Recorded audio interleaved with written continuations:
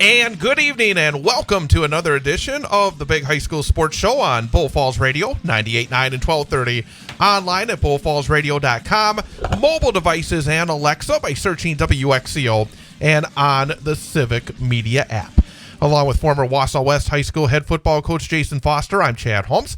Coming up, we will recap Level 2 play in high school football from last weekend and also look ahead to the Level 3 action. Not as much to talk about for teams in Central Wisconsin as we are getting to the few and the very good that are left to play in Level 3.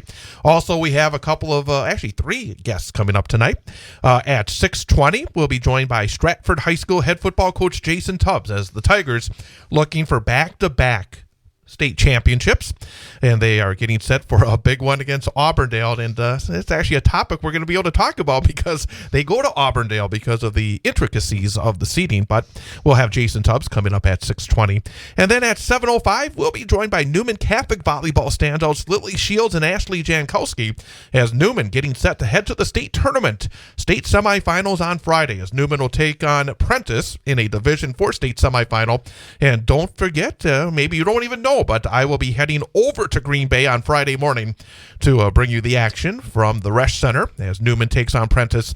First serve at 9 a.m. We'll be on the air for the pregame show at 8:50 here on Bull Falls Radio, 98.9 and 1230, online at bullfallsradio.com, mobile devices and Alexa by searching WXCO, and on the Civic Media app. So you knew it couldn't keep me away from athletics for too long, so I had to get back on the horse here and get a chance to see some state volleyball. But Jason Foster, good to see you as we get down to our last couple of weeks here of the fall season before we transition into winter. But I guess, again, it's hard to believe how quickly the teams from Central Wisconsin kind of get whittled down, and you see some of the traditional powerhouses still playing in Level 3. Yeah, it's kind of maybe like we're on repeat a little bit. I think if you look back the last few years, these would be the teams that are still there and the game's kind of played out a little bit like I think we thought they did last week, with Spash putting up a fight and Kimberly kind of coming out on top, and that Amherst-Wittenberg game being as close as it was the first time around. And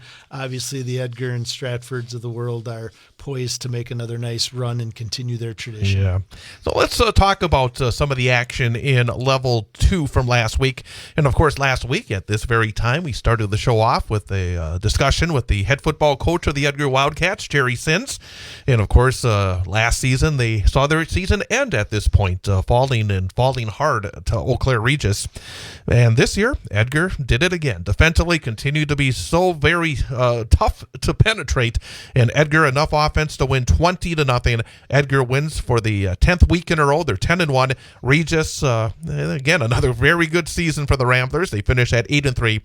Carter Butt, who we had on the program earlier this season, another solid effort. 26 rushes, 153 yards, and 3 touchdowns. The 9th straight shutout for the Edgar defense. I mean, you just don't see that occur very, very often, but 9 straight shutouts for the D, and they've allowed 14 points all season long. And obviously, Regis, even with a rebuilding Regis squad, is always going to be a dangerous team. And to get the shutout, I mean, number one, to win was all you want to do at this point. But then to get another shutout, pretty amazing stuff from Edgar right now. Yeah, after talking to Coach last week, which was great as usual,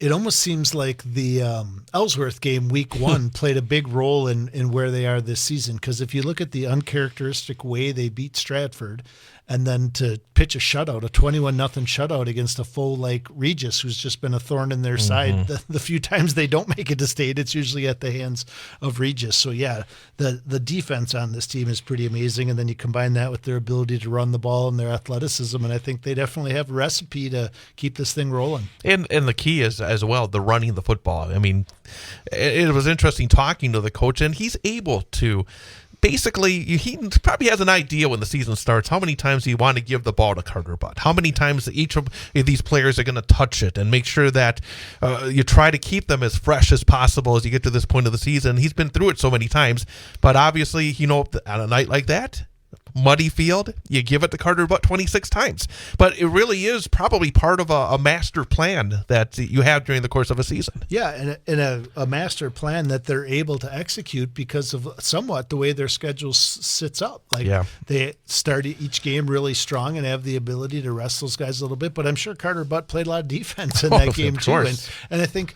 when you get to this time of the year, I've probably said this on the show already, but spent a lot of time around Coach Susans in hockey and West hockey and Storm hockey. And he always used to say, you have a 22-game preseason, that the season really starts when the playoffs start. And I think that's a little bit probably the mindset of Coach Sins. I mean, yes, they dominate a lot of those games early. There's some tough ones mixed in there. But at the end of the day, he is preparing, and he probably knows what a Regis is going to look like long before they get to Regis and so on when you look at the teams that they usually match up against in their section. So, yeah, I think right on schedule, and they're in exactly where they hoped and thought they might be at this point. And it sounded like he kind of felt good about this one last week, didn't it? Yeah, it sure did. I mean, I bet you he probably last year probably felt a lot worse about it going into that game. But last week it did sound like he felt like he had a plan, and they were able to execute it. Yeah, I actually had a long conversation on Saturday with his son Jason, who used to coach with me. His daughter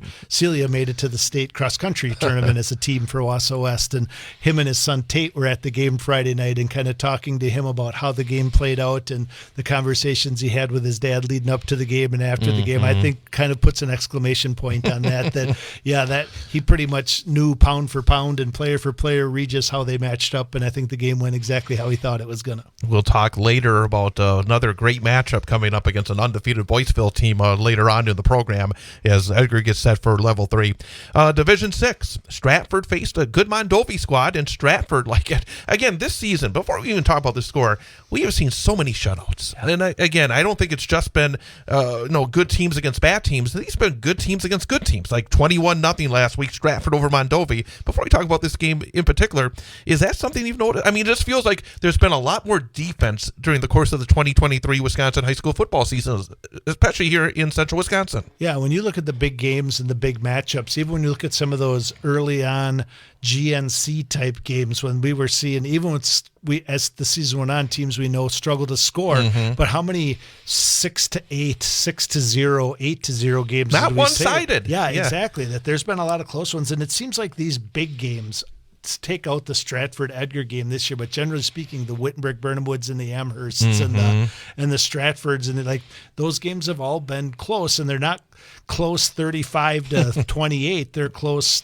14-12, 14-7. So yeah, a lot of good common denominator this time of the year. Great defense, the ability to run the football. And Stratford did win 21-0 over Mondovi. Again, Mondovi from the Clover Belt, along with Regis. Not a good night for the Clover Belt, obviously, but Stratford improves to 10-1 on the campaign. Mondovi finishes at 9-2. Kohler Kilty, again, as you would expect this time of year. He's a kid that's going to step up. 21 rushes, 121 yards and a touchdown.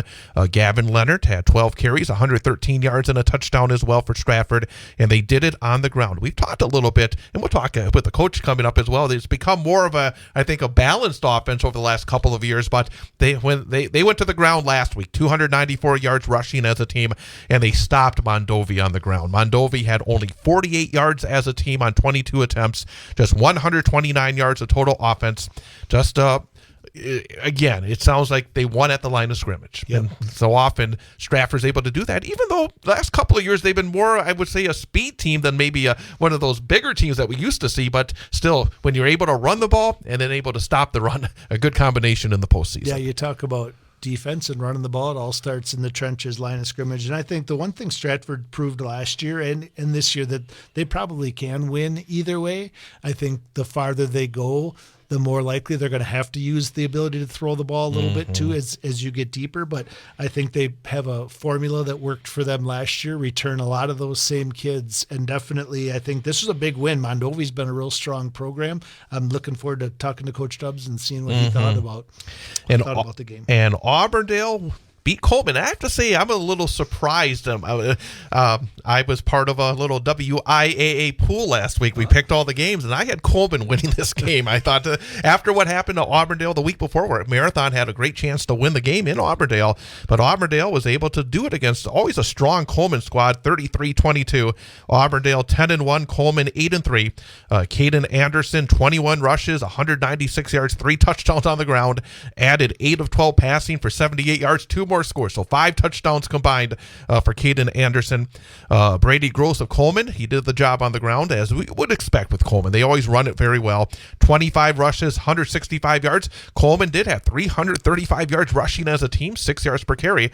That indicates to me that maybe between the 20s, they were doing a great job, but you have to be able to finish. And that's so often the case with these running teams. Yeah. On the good nights, they're able to finish the drives, but on the bad nights where you kind of have to do it. And if you don't do it, you have the ball a lot, but you're not able to get a lot of points. Yeah, as you listen to talk radio right now, sports talk radio, and there's a lot, obviously, chatter about the Packers, and you talk about right. their lack of success. And even the people who are supposed to know what they're talking about, who get paid to do this for a living, they talk a lot about how hard it is to score consistently if it takes 10, 12 plays to get in the end zone. When you run the ball, that's what it takes, that you need big plays. You got to be able to pop some off. And I think that's only magnified in high school football. So I think Coleman probably succumbed to that a little bit Friday night. And that leads to a great matchup in level 3, which we'll again delve into with Coach Jason Tubbs coming up. And the thing about it is, whenever Auburndale plays Stratford, it's usually, hey, it's a battle of conference rivals in every other sport. But now in these football only, at least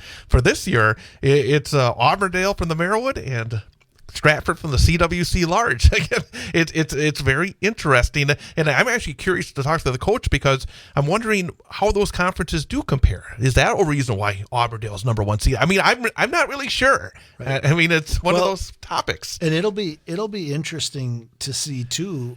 Well, and we won't know from Auburndale standpoint. From a Stratford, how much of the game do you play? Like, ooh, Edgar, this is how Edgar did against Auburndale. This is how Stratford. I would imagine at a minimum that gives Auburndale a little bit of confidence, kind of rolling into that a little bit. But I would imagine Stratford has some things to say about that. As Coach Sins spoke very highly about the Stratford team and what an anomaly it was with some turnovers week 2 when they faced off this year. Those are Division 7, Division 6. We'll talk about the rest of the divisions coming up in just a little bit. But first, we're going to talk to the head football coach of Stratford High School, defending state champs, looking for a back-to-back, Jason Tubbs. We'll talk to Coach Tubbs coming up next as we continue on the Big High School Sports Show on Bull Falls Radio, 98.9 and 1230, bullfallsradio.com, mobile devices, and Alexa by searching WXCO and on the Civic Media app.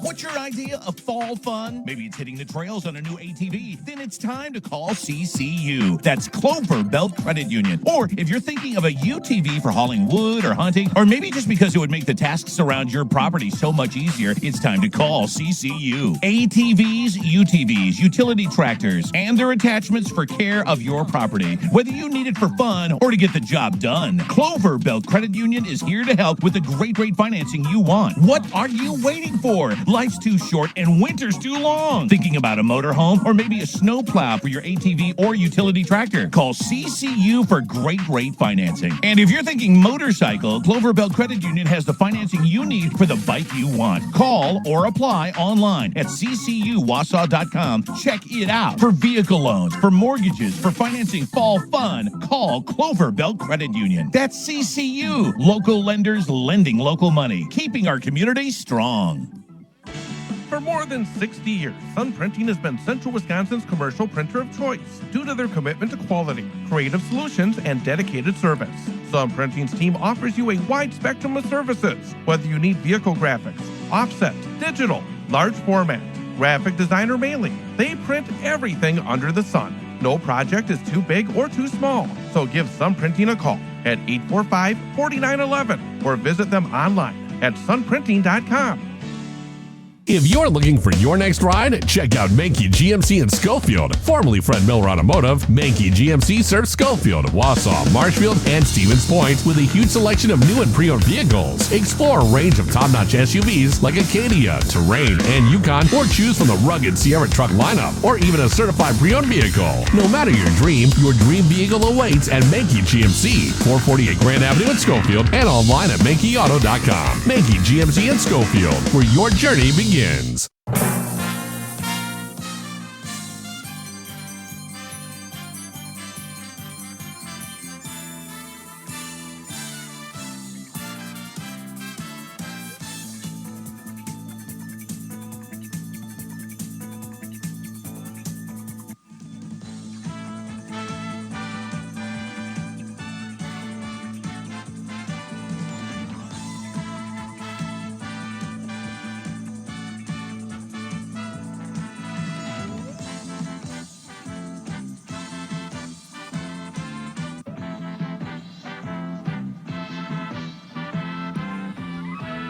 And welcome back. Big High School Sports Show on Bull Falls Radio, 98.9 and 1230, bullfallsradio.com. Mobile devices and Alexa by searching WXCO and on the Civic Media app. Unfortunately, we have not been able to connect yet with Coach Jason Tubbs of the Stratford Tigers. I hope it's not a case like we did the night we talked to the Whitburn coach, where somehow the phone didn't ring properly or something along those lines. So we're going to wait here and hopefully have Coach Tubbs join us in just a little bit. But we're going to continue talking about Level 2 action until Coach Tubbs reaches back out to us. But Division 5. And CWC Large, I mentioned the fact that Stratford, the champions of the Central Wisconsin Conference Large, well, a couple of other powerhouses from that league met in Wittenberg last Friday night. And like the first time around, it went right down to the very final seconds. And for the second time this season, Wittenberg-Burnhamwood was able to find a way. Whitburn 16, Amherst 14. Whitburn now 10-1 on the season. Amherst 7-4. Nathan Wapenkine, it was 5 of 9 passing, 67 yards. Wittenberg-Burnhamwood was really held in check on the ground, something we have not seen a whole lot this season. They only had 86 yards. Oh, I think the coach is joining us. Coach Tubbs? Hang on here, Coach. Let me, there we go. And Coach, is that you? Yes, sir. Hey, thank you for calling. We're running a little late with practice, so I had to put some equipment away. So. No, we understand. We had a couple of moments there to talk about a couple of your CWC large rivals before you called, so we will cut them off and get a chance to talk to you. Number one, thank you again. I know it's such a busy week as we get deeper and deeper into the postseason playoffs. Obviously, the excitement goes up, but also so much to do, and appreciate you spending a few minutes with us. Sounds good. Thank you. Hey, I'm joined by former Wausau West coach Jason Foster. That'll be the other voice you hear as we talk. But I guess before we talk about the playoffs and where you stand and this week's game against Auburndale and everything else, obviously coming off a state championship last season where you did have some underclassmen and returning players coming back here for 2023. So you knew that you had talent. You probably knew that the expectations were high. How has this season gone? I guess, has this been a real enjoyable season? Has your team been able to live up to the promise that you expected during the offseason? I think one of the biggest things we've been really happy with as a staff and myself is just watching the development and watching these kids continue to grow and get better and commit to get better every day. And, having a tough opponent right off the bat with Mosinee, and then followed up with our first loss of the year with Edgar, and then since then, just continue to play well, and beating Amherst at Amherst this year and a very good Wittenberg team. We just feel like our team has continued to get better every day, and that's what we're really proud about. Coach, when you are at a school like Stratford that has historically had so much success, you've definitely carried that tradition on, and you come off a season like last year winning the state championship. How much pressure is there on you as a staff and the players on the team? Some returners, some getting their first varsity time this year. How big of a deal is that for the kids to kind of figure that out in the off season in those first couple of weeks as you start a season? A lot of that comes from, what Cal Takis kind of started when I got here in 2003 as an assistant coach. And it just seems like every year the kids kind of almost expect it. It doesn't happen every year, but it just feels like every year our guys just, walking around in our middle school and our high school just feel like, if they put the time in, if they work hard, they have a chance to make a shot to get to Madison. And I think it's fun to see them, in their other sports working hard as well, and just realizing that they're just competitive athletes that just leave everything out there. One of the things I think that sometimes goes under the radar is that every year truly is a new year. And it does take time to develop, whether it's between the lines or in the locker room, the camaraderie and everything else. What did the first 2 games of the season do for your squad? Obviously going and facing such a good Mosinee team, playing very well and earning a win, and then getting knocked off by the big rival Edgar in week 2. What did that mean for the entirety of the season? Because obviously after Edgar, your team has played outstanding football and it's been just terrific. But I imagine those first 2 weeks kind of, I don't know if you call it serve as that things are different, that you have to basically make your own way during the 2023 campaign. How did that set things up for what was a very successful CWC large campaign? Yeah, definitely playing Edgar, they'll find your weaknesses. And I think it was actually, almost, glad that, not that we got beat, but glad that we found some weaknesses that we needed to fix in a hurry, because we had Amherst on week 3, so those 2 teams playing early in the year were the type of teams we want to play, whether, we cost us to get in a 1 seed or a 2 seed, just playing and finding out what type of guys we have when their backs are against the wall. When you're trying to defend a kid like Keegan Jersley, who is, in my opinion, one of the best players in the state, and then you're going to turn around and you're going against a Carter Butt, big, strong running back. We're going to find out what type of grit we really have. Coach, as we were talking right before you got on the air about some of last week's matchup, and the one we were on was your conference foes in Wittenberg, Burnwood, and Amherst, and how they had quite another wild game down there. And tell me a little bit about those 2 teams, the fact that Wittenberg had another win, and what kind of team is Wittenberg, and what do you think their chances are moving forward? Well, they got athletes all over the field. I mean, that is for sure.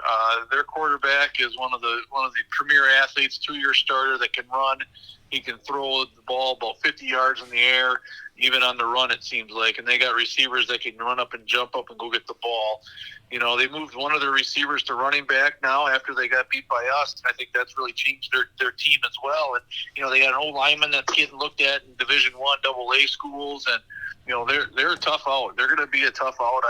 I feel that they can beat anybody on any given night. And I just see Amherst, a team that, kind of plays up and down, but boy, they always play Wittenberg tough. And, and those 2 teams know each other better just because they've been in the conference together longer. And Coach Lusick and his staff do a great job getting you ready to compete at every play. And I feel like, in the playoffs, those playoff teams, Amherst playoff last year got taken away from them there, and I think you could tell it. I figured that game was going to be close. Didn't think it was going to come down to a 2-point conversion in the mud, but it must have been a fun one to do there. Again, we're talking to Stratford High School head football coach Jason Tubbs on the Big High School Sports Show on Bull Falls Radio, 98.9 and 1230. Going back to your regular season before we talk about last week's game and this week's game, was there a point this season where you felt like it came together, where it clicked? It could have been that Whitburn game, could have been another game, because it does seem like your team has been on the right trajectory as you've gone throughout the conference campaign into the playoffs. But was there a point that you thought, hey, it's coming together, this team is starting to show everything it can be, and it's going to be a dangerous out? Yeah, I thought the Wittenberg game was for sure one of those games that, I know we had them at home, but I just thought that we kind of elevated our play on defense. I know we gave up a couple touchdowns, one right before half, but I just felt like if we can play with these athletes in Division 6, I think we're going to be fine. And then thinking after that, just continue to get better. We played some of our weaker teams in our conference, but then we played a very good Wyoming Fremont team, and they got hit with an injury bug. But, they have some really strong kids on that team, big, strong guys. And I thought, okay, we can hold our own against these kids. And, and I just felt that, our offense started to get more and more comfortable, and our defense more and more comfortable with experience. And I think that makes a big difference on the team starts playing faster then. Coach, I loved what you said about talking about defense. That's what I like to talk about. Said obviously last week defense played a huge role in your big win over Mondovi, a traditionally really strong team. And when we talk week in and week out about Stratford, as Chad and I do on the show, we obviously say the name Kohler Kilty a lot and see what he's capable of doing on offense and the rest of your guys. Tell me a little bit more about your defense and what makes it so strong, and who are the big players on your defense? Yeah, we're very fortunate to have three very good, strong defensive linemen. All three kids have wrestling in the background. Two of them were state qualifiers last year, and Carter Lewick and Caleb Crummel. And then Landon Zawislin was a kid last year that was played his sophomore year, took his junior year off, and boy, we're really super glad to get him back. And he's a 2-year or both way first team all conference kid. And those three kids do a great job. They're physical, they're fast, and they're athletic, and they got big motors, and I think those three guys take on a lot of blocks to allow our three linebackers with Kohler, Matt Foles, and Gavin Leonard. And Gavin Leonard is a special player. The kid continues to get bigger. When he was a freshman, I think he was 5'9", and now he's 6'3", 200 pounds. And I tell you what, there's not a better athlete I've seen in a long time, and that on our team, that he can block, he can catch, he can play defense. And I think college teams are starting to take a look at this kid and say, wow, he's got the genetics too. And then you have Kohler Kilty, who's just been an absolute beast for us for the last 2 seasons, and just a hard-working kid and blue-collar kid, in my opinion, and just kind of brings his lunchbox every night to practice and to the games, and doesn't say a lot, but boy, he talks with his pads, and that's fun to watch when he gets rolling. And that's one of the, and I'm glad you put it that way, because last year we had him on the program, and I think we had you on and talking about him as well, and talking about the extra work. And I'm sure it's not just him, but there's others on this team, and this way you were talking about the young men that you just mentioned. A lot of these guys do that extra. It's not just about putting on that Stratford uniform, having the tiger on the helmet, and saying, okay, we're supposed to do this. These kids do that extra work, don't they? Oh, absolutely. I mean, I think Kohler for a while there was getting up at 5 o'clock in the morning and driving to Stevens Point for some one-on-one personal training sessions, and then coming back, and then he would go to school all day, and then lift weights after school with his buddies, because he knew it was important to be in the weight room with his friends. And it's just the type of kid that he is. And Gavin and Matt and Landon, the three guys I mentioned, they work 15-hour, on the weekend, Saturday and Sunday, they're working 8, 10, 12-hour days just at Menards, because they're such hardworking kids. And then, to me, they come to practice, they feel like it's an easier day. So just a fun group to be around, and hardworking kids, and I think that's going to benefit them the rest of their lives. It's always interesting to me when we have them on the show, all the kids from, and I'm at Wausau West, so obviously our enrollment's a lot bigger, but I love when we have the kids, the athletes from the smaller schools, and we talk about, so what do you guys do? Like they're 2 to 3 sport athletes, they all play their time, and so what do you do in your free time? And they basically, when they're not working, they hang out with each other. How much of a role does that play in your team chemistry and your team success, knowing that these guys are playing sports together year round, they're working together when they're not playing sports or working, that they're hanging out together? Do you see that cohesiveness play a big role in your success as well? Oh, absolutely. And I think there's kids that are on the team for football that probably, they're role players or practice players, but they're hanging out because their buddies are out for football. But they might be the better ball players in basketball and wrestling and baseball and track. And so it's exciting to see them say, hey, you know what, I'm going to play football because my buddies are going to be playing track or baseball with me, and just be part of a team and just be part of the camaraderie. And you see that our junior class is really an outgoing social class. One of them's my son, and they just do a great job. I mean, he wrestles too, but I know for a fact that if it was up to him, he probably would just play baseball all winter long as well, and get ready for football too. But because of his friends, he's going to wrestle again, and they got to go to state last year, the team state. He got to wrestle the state champion, individual state champion, and that's the type of kids I think at Stratford we like to really hang our hat on our program. Our numbers are good, football program numbers are good, wrestling program, basketball. We just have kids out for sports, and it's fun to see. Again, we're talking to Jason Tubbs, the head football coach at Stratford, here on Bull Falls Radio, 98.9 and 1230. And he actually took my next question. I was going to say, tell us about your son, because we've had a few coaches on that have had probably the pleasure and the opportunity to to have this special time with their kid. What has been the experience been like? I mean, obviously you've been so much success and having so much time together. How do you put it all together, and what do you think of him as a player? He's a fun kid. I mean, the type of kid that is not willing to share what needs to be done, which is nice as a coaching part of it, to kind of get some more inside knowledge on the guys. But one of the things I think he does a nice job of is just kind of separating himself as well. And I probably a little bit harder on him than I am on the other guys, and he handles it really well because he understands, that's sometimes the role of a coach's kid, and but he's done a great job of just managing our offense. He's a pretty good athlete as well. He runs real well. He throws pretty well. He's pretty accurate. I think he's got a pretty high rating on his passing, which helps. And he understands though that it's okay to hand the ball off to Kohler and Gavin too.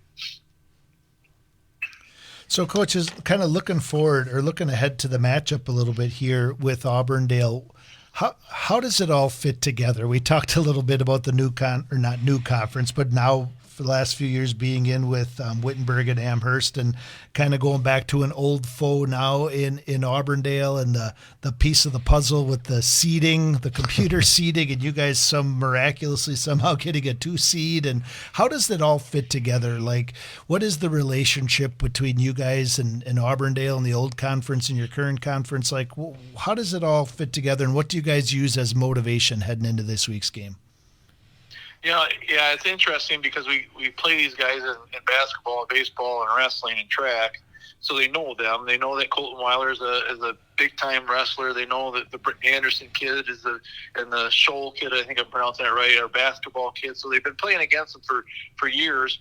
I even found out the other day that my son and the quarterback from Auburndale were in daycare together. So, they're close proximity to the Marshfield Clinic. So, we're all kind of connected, but, our kids are really focused this week on just, this is the opponent. We're going to focus on Auburndale. We know that they only have one loss. That the only loss they have is the same team we got beat by. So, when the seedings came out, we looked at it, we thought we had a chance at the 1 seed, but they gave it to Auburndale. So, we're not really sure how that all works out. We just know that we have an opportunity to play here in level 3, and I think they kind of like the underdog mentality. Real quickly about the seeding, because it is what it is, and this is not to be a criticism to anybody, but the question I have is, do you understand what went into it? Do you have an idea why you're the 2 and they're the 1? I mean, or why you could have been the 1 or the 2? Do you understand it? And what are your general thoughts about the new process as opposed to going in there and trying to get the other coaches to think the same way that you do in terms of seeding? Well, in 2019, or I think that was 2019, we were still meeting as coaches deciding, and we got the 2 seed behind Northwestern, and they had 4 teams in their conference in the meeting, so they all voted for Northwestern. Then we went on a 3-hour trip up to Northwestern and played them, and beat them 35-0.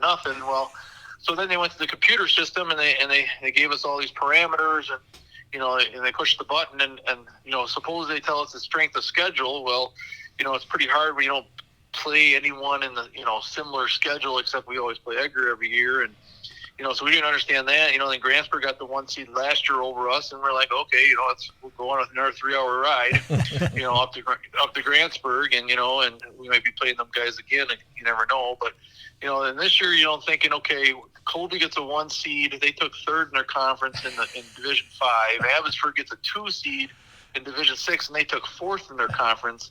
But Edgar, the conference champion, gets a 2 seed, and Stratford, the conference champ, gets a 2 seed, and Auburndale, who took 2nd, gets a 1 seed. I just can't figure out why have conferences. So I might as well just go play really good teams and then take my chances on the seeding, because the conference championship, I guess, is meaningless. I would agree. When you look at the D1 bracket, too, even head-to-head didn't mean anything. Spash beat Hudson head-to-head, had the exact same record, was conference champs, and Spash got the 3 seed and Hudson got the 1. So just kind of a very interesting process. And it'll be interesting as the years go on to see if they fine-tune it and find a solution to some of these things, or if we're all just going to keep beating our head against the wall a little bit. And really, to me, to be honest, it doesn't really come into fruition until this week, when the 1 and 2 seeds potentially are playing, and the 1 seed gets to host. Correct. And in level 3, and so next week is neutral site for everybody across the state. But Auburndale's got a grass field. They're not interested in switching it to a turf field, which is their choice because they're the 1 seed. But we did get a ton of rain the last 2 weeks, and they played at home the last 2 weeks. So, to me, it's just like, can we maybe think about getting have your 1 and 2 seed, but maybe move level 3 to a neutral site in the future? I'd vote yes for that. That's a great point. And I guess finally, Coach, when you get on that muddy grass field in Auburndale on Friday night, what are the keys for your team to make sure you're playing for at least one more week? Yeah, first thing I think we got to do is in all levels of football, and I'm sure most coaches across the state would agree, that you got to have ball security. I think making sure you're hanging on to the football, and they have a pretty wide open spread offense. But they tend to run the ball, so we got to make sure that we are getting our key reads and keeping their quarterback and their running back, get them in long downs and predictable downs, and then hopefully get off the field and get the ball back to our offense. And I think our offense can move the ball on most teams in the state, and hopefully Kohler and Gavin and Jack and the rest of the guys have a good game and put some points on the scoreboard and let our defense do their job. Fantastic. It's always great to be playing when the weather turns. It means you're having a good year. Because we play, so often where, the fall is pretty nice, but when you're playing after the first snowfall, that means you're having a pretty good year. And obviously Stratford, again, having a great year. Coach, thanks for spending a few minutes with us. Best of luck coming up on Friday night. Hey, thanks for your patience early in the conversation. I know I got there late, but hope it went out well, and thanks for the coverage. Oh, terrific. No, you're terrific. No, we really do appreciate it. Great job, Coach. Good luck on Friday night. Thank you. Take care. Head coach Jason Tubbs of the Stratford Tigers. We're going to take a break. Come back. We will continue to talk about Whitburn and Amherst. We got interrupted as we talked about that. We'll talk about some of the other action from level 2 coming up in the second hour at 7:06. We'll be joined by a pair of Newman Catholic High School volleyball players, Lily Shields and Ashley Jankowski, as they get set for their trip to state this weekend. And we'll also preview level 3 in high school football. That's all coming up here on the Big High School Sports Show on Bull Falls Radio, 98.9 and 1230, bullfallsradio.com, mobile devices, and Alexa by searching WXCO and on the Civic Media app. Hungry for flavor-packed fun? Dive into Red Robin's sizzling burgers, mouth-watering fries, and endless options. Or maybe you're craving the perfect slice. Then it's Donato's Pizza, your passport to pizza perfection. Order now and treat yourself to an unforgettable taste experience. Red Robin and Donato's Pizza, 225548 Rib Mountain Drive in Wausau. Call 715-301-0019 or log on redrobin.com. Red Robin and Donato's Pizza. Take your career to the next level with Graphic Packaging International. Work with a team to make Hot Pocket sleeves and the food trays you find at our local fair. Join the GPI team and experience the benefits of one of the highest paying manufacturers in the area, starting at almost $22.55 per hour. Enjoy job security, a clean facility, and an excellent benefits package, including a week of vacation after 4 months and 2 weeks after a year. Apply today at graphicpkg.com and elevate your career with Graphic Packaging. State champions are crowned in cross country, and some Cinderellas keep dancing in football. I'm Travis Wilson, and this is a WisSports.net Minute brought to you by NFHSNetwork.com. More high school sports news after this. High school football playoffs are here, and the NFHS Network is the place to keep up with every moment of the action. You can catch all the games live or on demand wherever you are. At home or on the go, you can watch online or on one of our mobile or connected TV apps. Watching high school sports has never been easier. Subscribe to the NFHS Network now to watch every play this postseason. Visit NFHSNetwork.com. That's NFHSNetwork.com. Team and individual state champions were crowned on Saturday in Wisconsin Rapids at the WIAA Cross Country Championships. Stevens Point claimed the Division I boys title, while Onalaska's Manny Putz repeated as the D1 boys individual champion. Lakeside Lutheran captured the D2 boys title, while Kohler was a repeat team winner in D3. The Division II boys individual crown went to Noah Kuhn of Edgewood, with Iola Scandinavia senior Charlie Vader winning in Division III. Slinger won the D1 girls title, with Muskego sophomore Ella Anschutz claiming the individual title. Xavier was a repeat team winner in D2, with Lancaster winning the D3 girls team crown. Nora Grembon of Northland Pines won the D2 individual girls title, with Autumn Michalski of Schwamigan winning D3. The clock struck midnight on most of the Cinderella football teams that won in the first round of the playoffs, but a few are continuing to dance. A pair of 7 seeds are still alive, as Menasha took down 3rd-seeded New Berlin West 32-6, and Stoughton defeated Waterford 27-16. 6th-seeded Somerset rallied from a 10-point deficit with under 2 minutes remaining to defeat Mosinee 42-40 in a wild affair. In other action, Edgar took down defending D7 state champion Regis 20-0. Unbeaten and top-ranked Port Washington went out against Grafton in Division III. This has been a WisSports.net Minute. Check us out online at WisSports.net.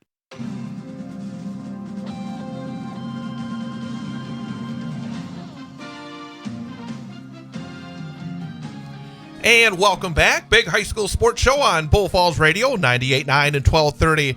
Online at bullfallsradio.com. Mobile devices and Alexa by searching WXCO and on the Civic Media app. With Jason Foster, I'm Chad Holmes, and let's continue talking about Level 2 play in high school football. We mentioned Whitburn got past Amherst 16-14 last week, and again, came down to a 2-point conversion. Also a safety that the Chargers got. Charlie Nowinski with the safety, able to give Whitburn those 2 points that ultimately turned out to be the difference. But again, I mean, Amherst, as Coach Tubbs said, they were a bit up and down, but boy, the 2 times they faced Wittenberg-Burnhamwood, they gave them all they could handle. Yeah, really good team, really good game, and I think kind of exciting for Wittenberg-Burnhamwood to pull both out the way they did and have that confidence moving forward. I mean, we know Amherst is good, like Coach said, up and down a little bit this year, but championship tradition, so they don't come into those games and make mistakes or unprepared. So to beat a team like that in that situation, I think says good things and hopefully a good run for Wittenberg in Week 3. Also in D5, and I'm not surprised. I mean, Colby had been struggling a little bit coming down the stretch, and they were home last week, but they lost to St. Croix Falls 22-6. So Colby finishes their campaign at 8-3. St. Croix Falls goes to 7-4. Tate Smith threw the ball more than he normally does for Colby. He was 11 of 17, 208 yards, a touchdown, and an interception. But Colby, who usually rushes the ball so very well, they could not get much going. Gavin Smith, 13 rushes for 15 yards. Colby just had 57 yards as a team, under 2 yards per carry. St. Croix Falls got 135 yards on 27 rushes for Aiden Medder. But I think something that you kind of talked about earlier when we were speaking about teams like Edgar and Stratford, where you take the regular season, like you said with Coach Susans, where you try to get yourself playing the best at the right time. Those teams did it, and it just felt like, and again, you can plan it. I'm sure Colby, they've been through it so many times that they know that drill as well. Sometimes it just doesn't work out that way. I mean, sometimes you're just not playing your best football at the right time. It could be because of injury or illness or anything else. But it looked like a Colby team that earlier in the season was playing really good football just kind of petered out as we got towards the end of the season. Yeah, even towards the end of the regular season, they had some games that actually could have gone either way. Ones we thought that they were going to kind of run away with. And I think you hit it on the head. And I don't know Colby's situation, but injuries play a huge role. Where your team is at that time of the year, they know if you're playing well or not playing well. They know that basketball and wrestling and all those other sports start in 2 weeks, and the open gyms and all those things. So I think all those factors play in, and obviously for St. Croix Falls to hold Colby to 29 rushes for 57 yards tells me either A, they have a really good defense, B, they have a really good game plan for Colby, or C, a combination of the both, which they probably did, and probably speaks well for what St. Croix Falls will do this week. Or the field was incredibly muddy. Don't know. That too. Could have been last week on the natural turf over at Colby. Division 4, what a heartbreaker for Mosinee. It was up and down touchdown game. Somerset had a big lead. Mosinee came charging back, looked like they had it in the bag, but in the end, a game that was played over at Steam Stadium, they did move it because of the rain, and that it got a little muddy over in Mosinee, so they played it over at DC Everest on the turf.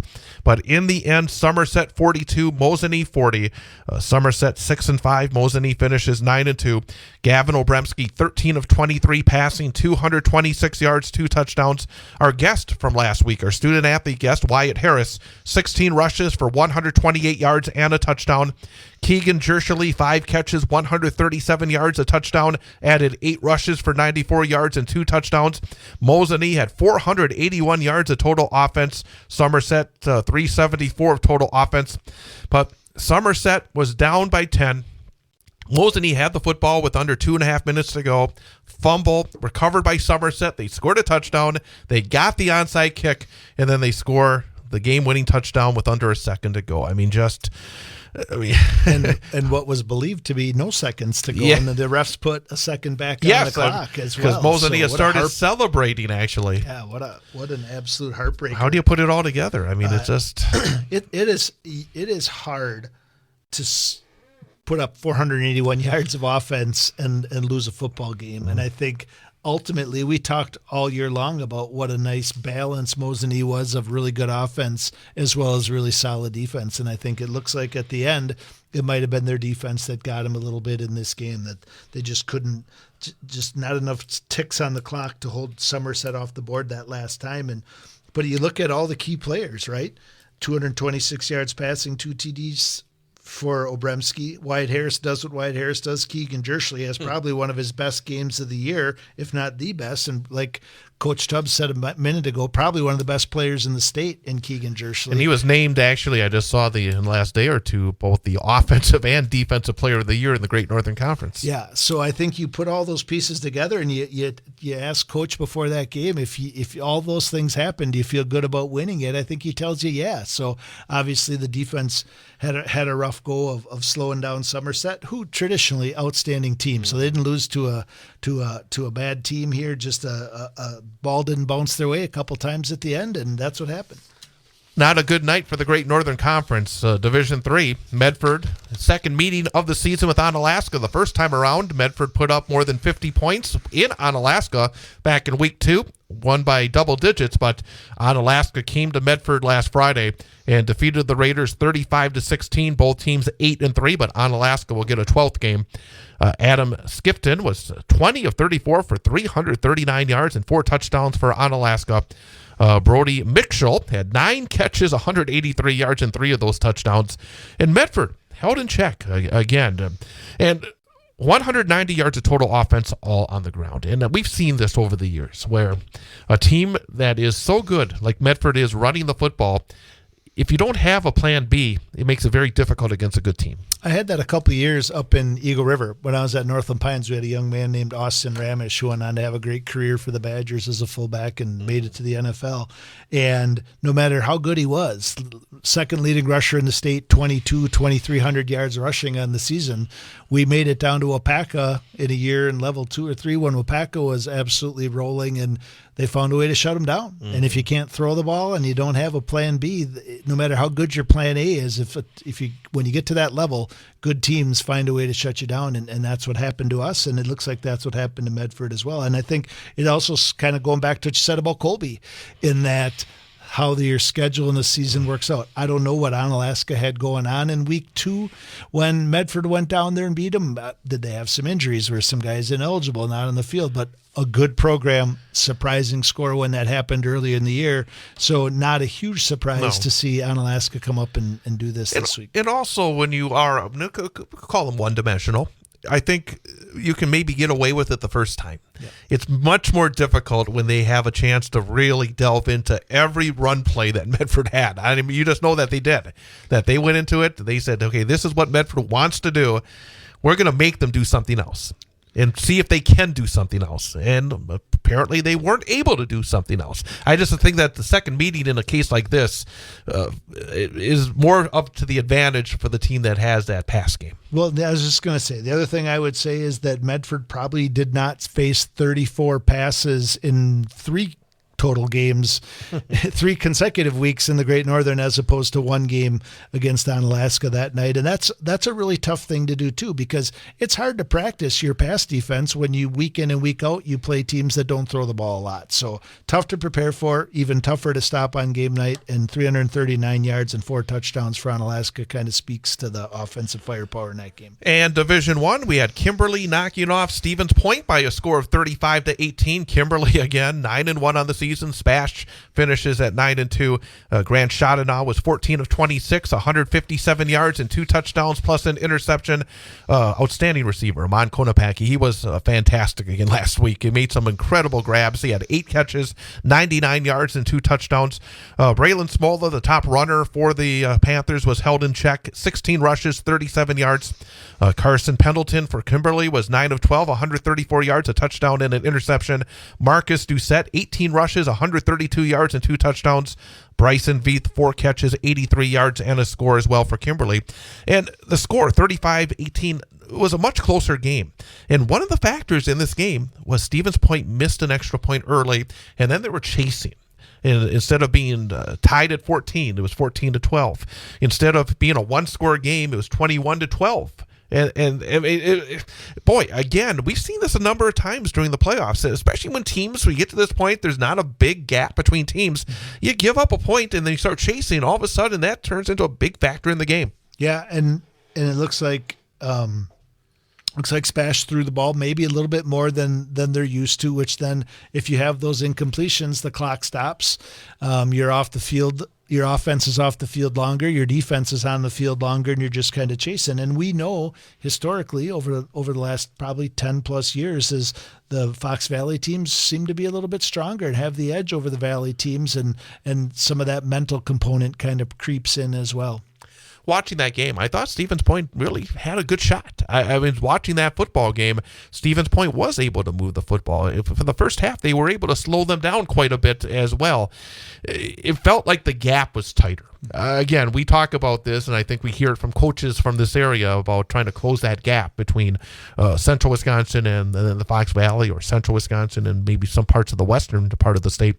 It did not feel like there was a big gap watching that football game. Yeah, and I feel a couple things. I think Spash is probably one of the most improved teams for sure in our area, maybe across the state when you look at how they competed against the teams on the western side of the state as well.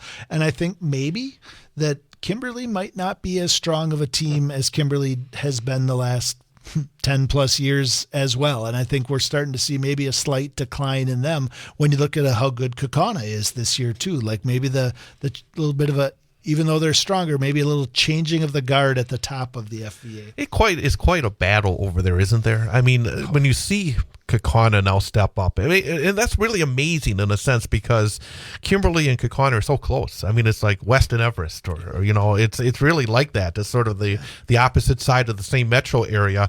I don't know how they can do it. How can you have two such good teams, and then you add in Appleton North from that part of the state, and I mean, it's pretty amazing, isn't it? And at the end of the day, there's still 4 of them going from that conference. I mean, Fond du Lac and Neenah, who were fortunate to go south down there, both win, and they're both rolling as well. So 4 teams from that conference are all playing in level 3. Were you surprised Bayport was beat by Marquette?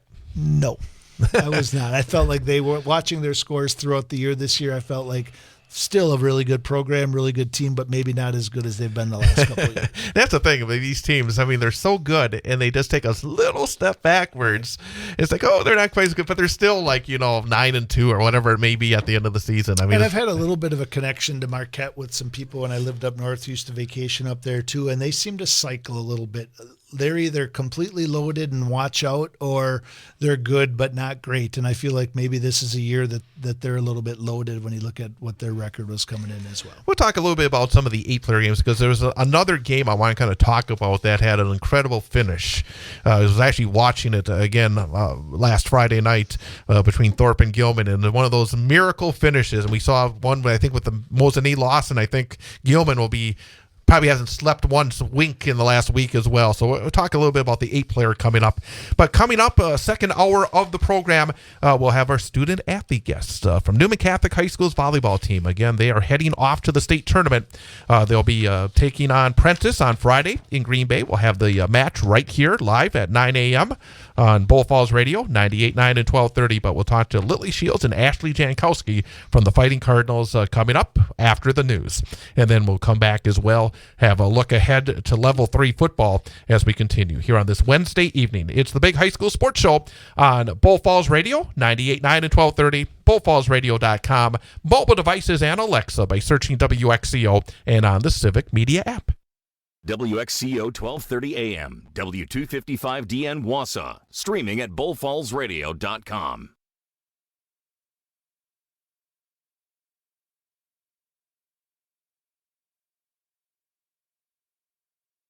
So, how are the kids? Well, Emily made the honor roll. Oh, good for her. Yeah, we're really proud of her. Tyler, on the other hand, though. What's going on? He's been moody lately, just feeling down and not like himself. Oh, we've been there. Nick was struggling last spring. He was so anxious and stressed. Really? What helped? Well, he joined the soccer team. And ever since, he's been a lot happier. He has more energy, he's less stressed, and he's definitely in a better mood at home. It's made a huge difference. That's awesome. Yeah, I'm glad he's getting out of the house, he's getting some exercise, and he's off his phone for once. It's been good for his mental health. Sounds like it's been good for your mental health, too. Participating in Wisconsin high school sports improves students' physical and mental health. Encourage your son or daughter to get involved. This message presented by the WIAA and the Wisconsin Athletic Directors Association. We are the NFHS. That stands for the National Federation of State High School Associations. But really, what we stand for, together with the WIAA, are the 178,000 high school sports students in Wisconsin. And so we stand. We stand for the runners, soccer and basketball players. We stand for their coaches, administrators, and officials. We stand for the swimmers, football players, and wrestlers. We stand for the golfers, softball, and volleyball players. We stand as the national leader and advocate for high school athletics and all who participate in them and make them possible, because it is our purpose to ensure that high school students get to play, perform, and compete together. To learn more about who we are and what we stand for, visit nfhs.org.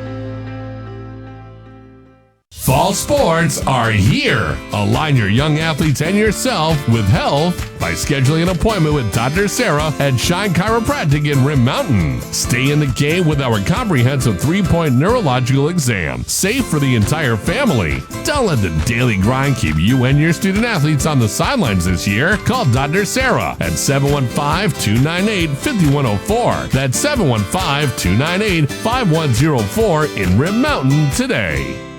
Take your career to the next level with Graphic Packaging International. Work with a team to make Hot Pocket sleeves and the food trays you find at our local fair. Join the GPI team and experience the benefits of one of the highest paying manufacturers in the area, starting at almost $22.55 per hour. Enjoy job security, a clean facility, and an excellent benefits package, including a week of vacation after 4 months and 2 weeks after a year. Apply today at graphicpkg.com and elevate your career with Graphic Packaging.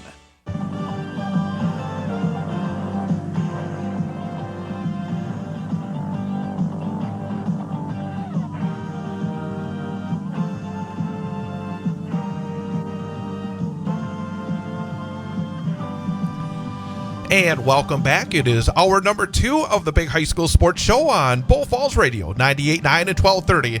Online at bullfallsradio.com, mobile devices, and Alexa by searching WXCO and on the Civic Media app. With Jason Foster, I'm Chad Holmes. It's time now for our student athlete guest for this week. And from Newman Catholic High School and their girls volleyball team heading to the state tournament on Friday. Division IV state semifinal taking on the Prentice Buccaneers. And again, we will have have that broadcast right here on Bull Falls Radio, 98.9 and 1230, bullfallsradio.com, mobile devices and Alexa by searching WXCO, and on the Civic Media app, starting with the pregame show at 8:50 and the first serve at 9 o'clock. But very happy to welcome Lily Shields and Ashley Jankowski to the program. And ladies, number one, congratulations. Making it to the state tournament has to be just an incredible thrill. And thank you for spending a few minutes on a very busy week with us. Thank you. And I'm going to have you both, when you talk, be a little closer to the microphone, because we know that there's folks out there that want to be able to hear everything you have to say. But I guess number one, what has it been like since Saturday night when you were able to earn that sectional championship, be able to know that you're heading to state? I imagine this week has been a bit of a whirlwind. Yeah, it's been a lot of fun. We're still taking in the moment, every practice, just being grateful that we have the opportunity to be at state. And yeah, it's kind of surreal so far. Hasn't really set in yet. But Ashley, what about you? Yes, all of the things you don't think about in state, like Betty sending all of the details, it just doesn't feel real yet. Well, so far this season, I think your record's something around 32-10, if I'm not mistaken. You finished second in the Merriwood South. You faced some really good competition as well, non-conference, as they, I know that Jason saw you and you faced Wausau West. I think you beat West twice this year, if I'm not mistaken. You faced some other Division I squads. As you look at the regular season, were there any highlights for your team where you thought, okay, this is really coming together. This is a team that has the potential to do something special, to make it to a state tournament? Was there a moment this season where you felt like, hey, this is really big? I would say our game versus Everest, which was our first game before playoffs, we really came together and fought hard because they're a very scrappy, powerful team, and I think that really prepared us well for playoffs. Ashley, any thoughts on that? Yeah, I agree. Going to 5 with Everest was good. So we talked a little bit before we got on air, so I'm repeating this question for you now. So I've been fortunate enough to watch you guys play twice this year. Been very impressed. Two things. One is watching you very early in the season. It was one of our first games of the season, to watching you the Saturday before we started the playoffs, how much you guys improved and how good you were. One of the things that really stuck out to me is how well coached you seem. So tell me a little bit about what it's like coaching or playing for Betty, who's kind of a volleyball legend in our area and has a lot of success. What's it like every day to go to practice, and what are some things that you really love about playing for? We're so lucky to have a Hall of Fame coach like Betty, and she always brings the energy and knows how to keep us focused during practice, but still make it fun. And I think we're just beyond grateful to have an amazing coach like her. Yes, and with how many years she's coached, she's figured out which coaching styles works best for each player. So I think she's able to bring out us and the best player we can be. This season, again, as we run up to your state appearance on Friday, Newman Catholic has had a great tradition in volleyball. I mean, they was it 4 state titles in a row, I think, in the last decade. Obviously, for you girls, it's a little different. But does that mean anything to you that after being, I think it's been 4 years since Newman's been to state, does it mean something to reestablish Newman at this level? Yes, especially having Coach Betty come back to Newman and being able to go back for her, that's just really cool to us. And we've had siblings in the past go to state, so we know how fun it is, and we're wanted to experience it ourselves. Anything to add, Ashley? I guess all through middle school, going to state games and watching Newman, I'm excited to actually be on the court this year. Let's talk about each of your games. So number one, first Lily and then Ashley. What are your positions? What are you known for on the court? I'm a setter. And I'm a middle hitter. And the thing about it is, something that's a little different, so many of the teams have, that one special power player. With what Jason has told me in terms of your team, it's a little different. You're very fundamentally sound. How would you describe the strengths of your team as a whole? What makes you tough to beat? I would say we're all such well-rounded players. We don't have a libero, so our middles even play back row, and having all of us be able to do multiple skills really helps us be unpredictable to teams.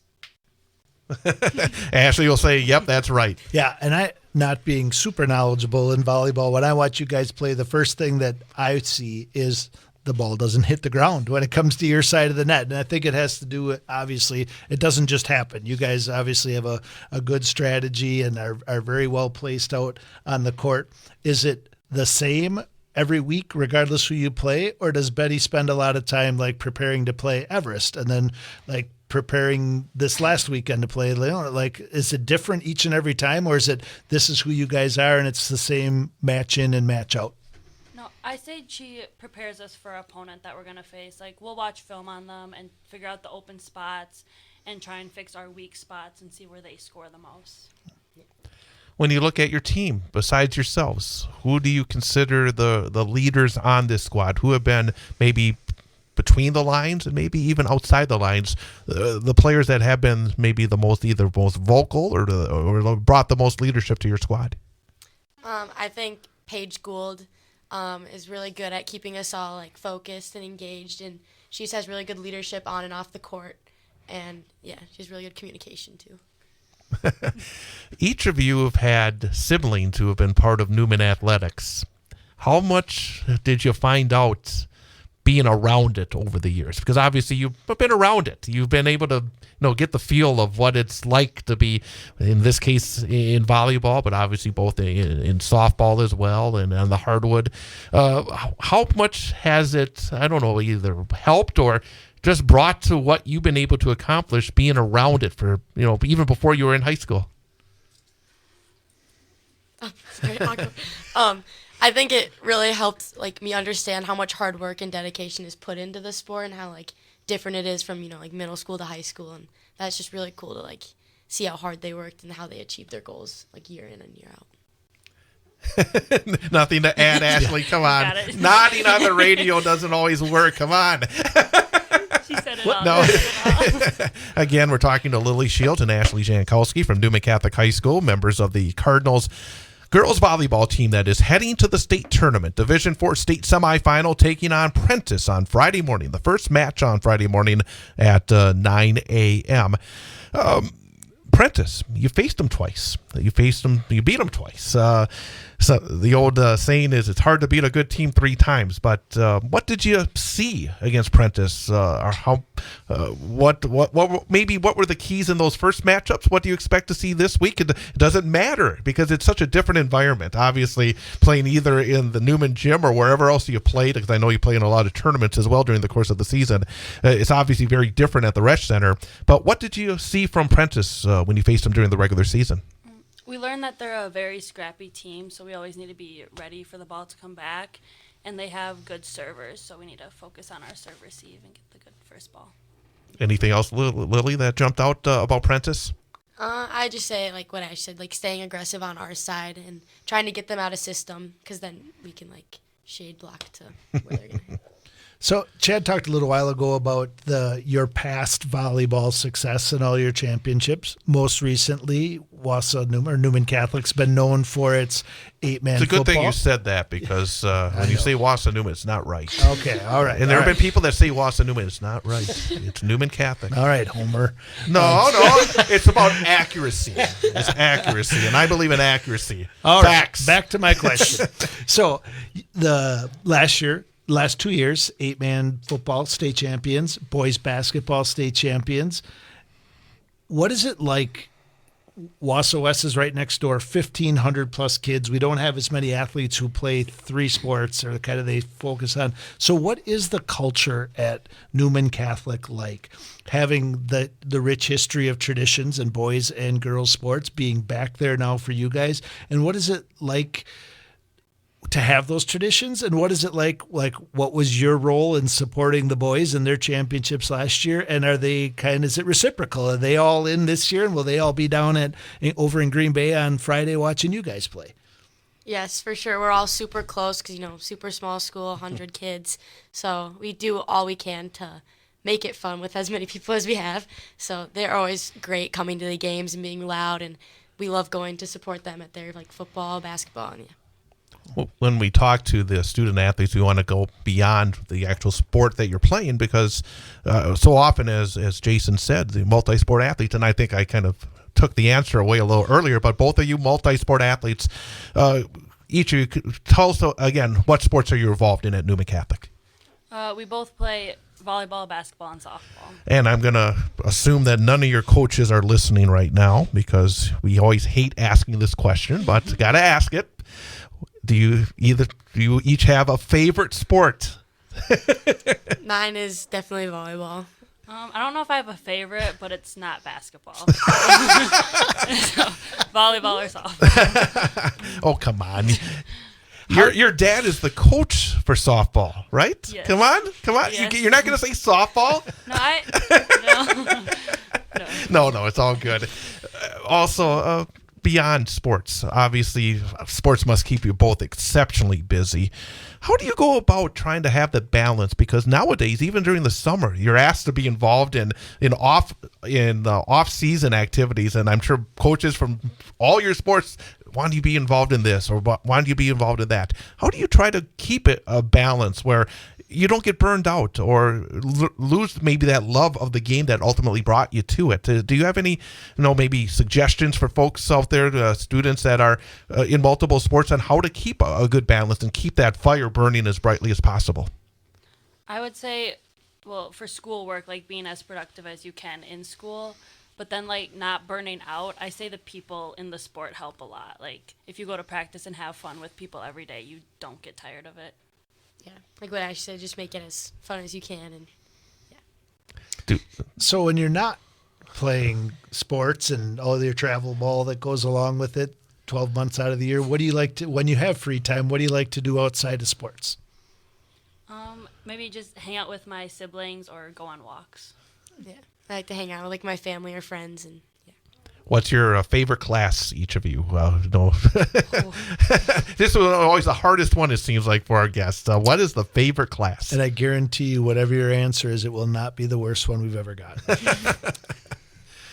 I like lifetime wellness. It just teaches you how to better yourself. I'm in an online sign language class this year, so that's been really fun. Wow. How much sign do you know? Not a whole lot yet, but we're learning. No, that's fantastic. I know, Lily, you're a junior, right? Yes. And Ashley, you're a senior now? Yes. Okay. So obviously, Lily, you got more time to think about this. But Ashley, do you have any thoughts of continuing in athletics in some way at the next level? Probably just intramurals. I don't want to play like fully for a sport for college. Do you have an idea on maybe what area you want to study at this point, or are you still open? Probably something in the medical field. I don't know where, but something.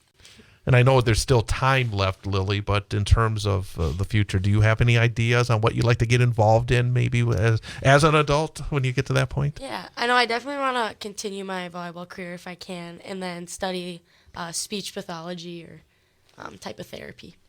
I saw that. I just saw on social media, I think either yesterday or the night before, your sister's starting her senior year now at River Falls, right? It's crazy. It's her senior night tonight, which Oh, really? is super weird.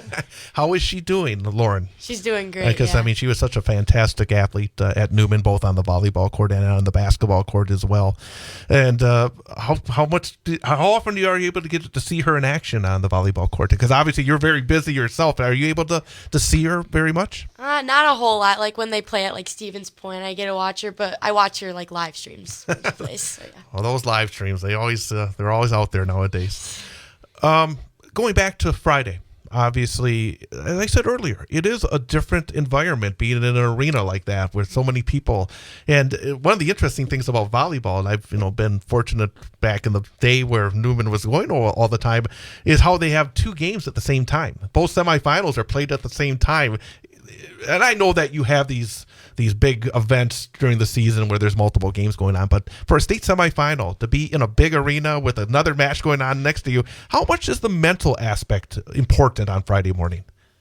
I think we definitely just need to take it in, take in the moment, and then make sure we're just playing our game and not letting anything affect us, and just staying confident and do what we know how to do. So what is your, like in a normal game or the playoff games that you just got done with, what is your pre-game ritual for, like, do you guys do something as a team and you very individualized, or how do you prepare for a game? On like when we're on a bus ride down, sometimes we do a little meditation before. And then once we get in the locker room, we turn off all the lights, have a little dance party. Yeah. Gets us going. That's actually one of the interesting for people that don't go to volleyball games very often. There is an energy both within the teams and also within the environment itself that is unique. Would you say to any of the sports that you play that you're almost allowed, you're almost expected to really put your emotions on your sleeve? Is that a good way to put it? Yes, I agree. It's the only sport I've been to where the team has its own cheers. Like everything that happens, there's a cheer that goes along with it. It's very cool. Yes. The one other thing that's out there right now a lot is how good the Badgers are in volleyball and how much exposure just generally college volleyball is getting right now. They set a record Sunday for it. They're on national television. Obviously being good in our state is a big part of it and brings it to our attention. But the Nebraska sold out their football stadium for is that exciting too, to know that there's that attention being drawn to the sport right now as well? Yeah, super exciting. And when we put it together Friday, what does your team have to, what are the biggest keys when you go into it, maybe mentally, because obviously every team has its strengths, has its weaknesses. What are the most important aspects that your team is going to have to execute to make sure you play then on Saturday morning for a state championship? Obviously just keeping to what we know and just being confident and being focused the whole game. Come on, got to be one more thing, Lily. What? I'd say stay fast and keep being unpredictable so we can kind of catch our opponents off guard early. And we also ask a question to our student athletes to wrap it up, and especially for the seniors, but Lily can jump in as well because you've been around it quite a bit. But if you have an opportunity for a younger player, maybe a freshman that's just starting their athletic journey at Newman Catholic, and a piece of advice that you learned through your multiple sports and through the years of your athletic competition, what piece of advice would you give somebody who's starting their journey? Maybe a thought to go into the hopefully a very exciting 4-year period of their lives. I would say always be confident on the court. It doesn't matter what grade you are. Know you always play your best, and then just enjoy it. Anything to add, Lily? I'd say just play every game's your last because it goes fast. It certainly does. Well, number one, congratulations, obviously making it to state. So it's not easy. It really is not easy. Not many student athletes get that opportunity. Enjoy Green Bay, enjoy the Resch Center, enjoy the entire process, and good luck both Friday and hopefully on Saturday as well. Thank you. Again, Lily Shields and Ashley Jankowski joining us, our student athlete guests here today on the Big High School Sports Show. We're going to take a timeout and then come back with more here on Bull Falls Radio, 98.9 and 1230, bullfallsradio.com, mobile devices, and Alexa by searching WXCO and on the Civic Media app. If you're looking for your next ride, check out Mankey GMC in Schofield. Formerly Fred Miller Automotive, Mankey GMC serves Schofield, Wausau, Marshfield, and Stevens Point with a huge selection of new and pre-owned vehicles. Explore a range of top-notch SUVs like Acadia, Terrain, and Yukon, or choose from the rugged Sierra truck lineup, or even a certified pre-owned vehicle. No matter your dream vehicle awaits at Mankey GMC, 448 Grand Avenue in Schofield, and online at MankeyAuto.com. Mankey GMC in Schofield, where your journey begins. Hungry for flavor-packed fun? Dive into Red Robin's sizzling burgers, mouth-watering fries, and endless options. Or maybe you're craving the perfect slice. Then it's Donato's Pizza, your passport to pizza perfection. Order now and treat yourself to an unforgettable taste experience. Red Robin and Donato's Pizza, 225548 Rib Mountain Drive in Wausau. Call 715-301-0019 or log on redrobin.com. Red Robin and Donato's Pizza. For more than 60 years, Sun Printing has been Central Wisconsin's commercial printer of choice due to their commitment to quality, creative solutions, and dedicated service. Sun Printing's team offers you a wide spectrum of services, whether you need vehicle graphics, offset, digital, large format, graphic design, or mailing. They print everything under the sun. No project is too big or too small, so give Sun Printing a call at 845-4911 or visit them online at sunprinting.com. Fall sports are here. Align your young athletes and yourself with health by scheduling an appointment with Dr. Sarah at Shine Chiropractic in Rim Mountain. Stay in the game with our comprehensive 3-point neurological exam, safe for the entire family. Don't let the daily grind keep you and your student athletes on the sidelines this year. Call Dr. Sarah at 715-298-5104. That's 715-298-5104 in Rim Mountain today. We are the NFHS. That stands for the National Federation of State High School Associations. But really, what we stand for, together with the WIAA, are the 178,000 high school sports students in Wisconsin. And so we stand. We stand for the runners, soccer, and basketball players. We stand for their coaches, administrators, and officials. We stand for the swimmers, football players, and wrestlers. We stand for the golfers, softball, and volleyball players. We stand as the national leader and advocate for high school athletics and all who participate in them and make them possible. Because it is our purpose to ensure that high school students get to play, perform, and compete together. To learn more about who we are and what we stand for, visit nfhs.org. What's your idea of fall fun? Maybe it's hitting the trails on a new ATV. Then it's time to call CCU. That's Clover Belt Credit Union. Or if you're thinking of a UTV for hauling wood or hunting, or maybe just because it would make the tasks around your property so much easier, it's time to call CCU. ATVs, UTVs, utility tractors, and their attachments for care of your property. Whether you need it for fun or to get the job done, Clover Belt Credit Union is here to help with the great financing you want. What are you waiting for? Life's too short and winter's too long. Thinking about a motorhome or maybe a snowplow for your ATV or utility tractor? Call CCU for great financing. And if you're thinking motorcycle, Clover Belt Credit Union has the financing you need for the bike you want. Call or apply online at ccuwausau.com. Check it out. For vehicle loans, for mortgages, for financing fall fun, call Clover Belt Credit Union. That's CCU. Local lenders lending local money, keeping our community strong.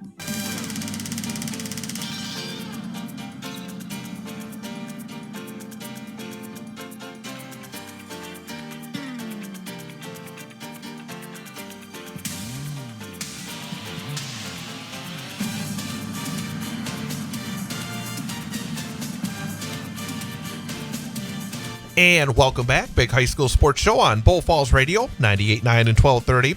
BullFallsRadio.com, mobile devices, and Alexa by searching WXCO and on the Civic Media app. With Jason Foster, I'm Chad Holmes.